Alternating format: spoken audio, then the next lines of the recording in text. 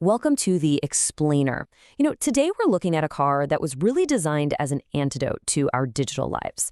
It's like a piece of rolling sculpture that's meant to get us to re-engage our senses. So, what exactly is the Mazda 3? Well, for starters, it's the 2020 World Car Design of the Year. Now think about that. In a field that's absolutely packed with supercars and giant luxury brands, what did the judges see in this compact car that made them say, yep, that's it? That's the best designed vehicle on the entire planet. That's the question we're here to figure out. Okay, so first, a little bit of backstory. Many of you around the world might have known this car as the Axela, but with this generation, Mazda decided to unify the name to Mazda 3 everywhere. And let me tell you, this wasn't just some simple marketing change. No, it was a signal of a complete shift in philosophy, a brand new car for a whole new era.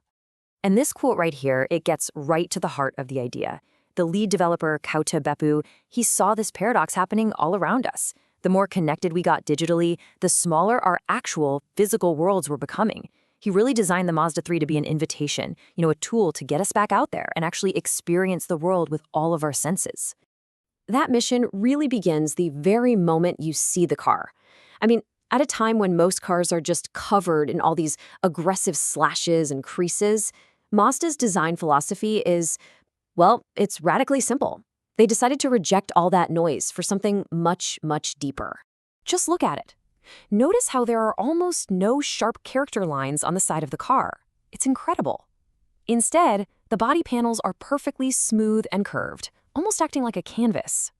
They capture these beautiful reflections of the world around them. So as you walk past, the light and shadows literally dance across the surface. It makes the car feel organic, alive. And what's so brilliant is how Mazda used this one single philosophy to create two cars with completely different personalities. You've got the sporty fastback and the graceful sedan. It's the same core idea, just with two totally distinct expressions.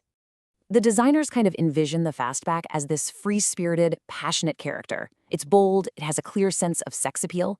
The sedan, on the other hand, well, it's all about elegance and refinement. It's like the calmer, more mature sibling, with this sleek, flowing profile.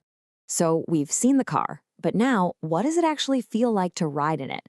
Well, that human-centric design philosophy continues right on into the cabin. Okay, so Mazda is absolutely obsessed with this, the ideal driving position. The whole idea is that everything starts with how you sit.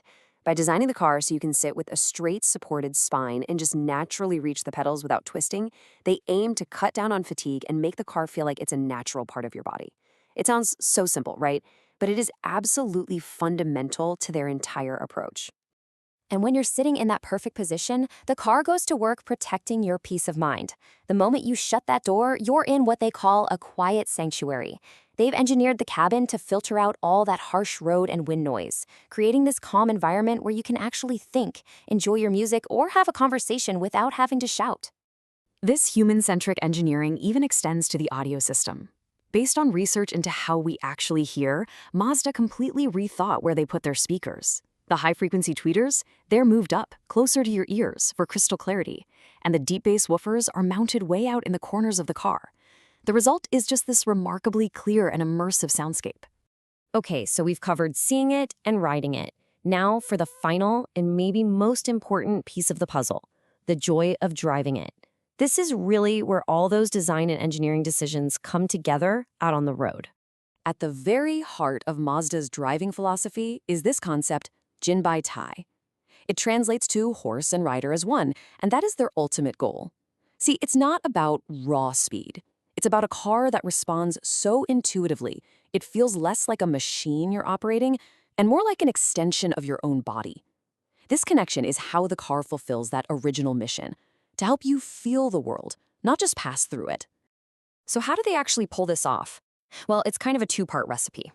First, you need a super rigid chassis, what Mazda calls its sky-active architecture, and that acts as the foundation. It communicates what the tires are doing so smoothly that you can maintain your balance almost without thinking. Then you add this smart software called G-Vectoring Control Plus, which subtly adjusts engine power as you turn, making the steering feel incredibly precise and stable. It's mechanics and electronics working in perfect harmony. And, when you take this incredibly thorough approach to designing a car, people are going to notice. The Mazda 3 was celebrated by critics and juries all around the globe. I mean, the awards started rolling in almost immediately. Right after its debut, it won Germany's super prestigious Red Dot Best of the Best award.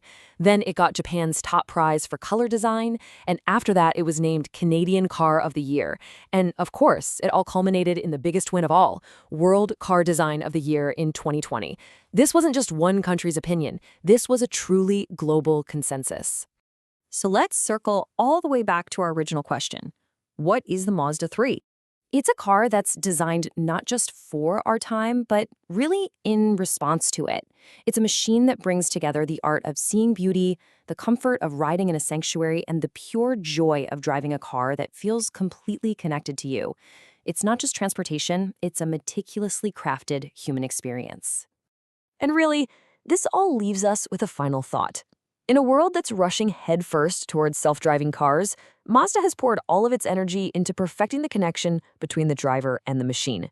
The very existence of the Mazda 3, it's a powerful argument that the experience of driving and the person behind the wheel, well, they still matter deeply. What do you think?